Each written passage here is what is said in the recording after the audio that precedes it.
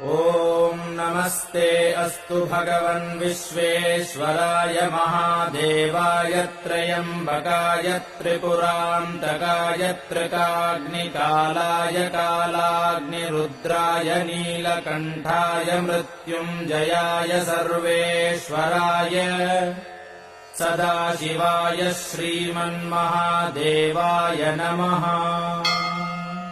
ॐ श्रीगुरवे नमः। ॐ गणपतये नमः। ॐ श्रीशिवाय नमः। ॐ स्थिराय नमः। ॐ स्थाणवे नमः। ॐ प्रभवे नमः। ॐ भीमाय नमः। ॐ प्रवराय नमः। ॐ वरदाय नमः। ॐ वराय नमः। ॐ सर्वात्मने नमः।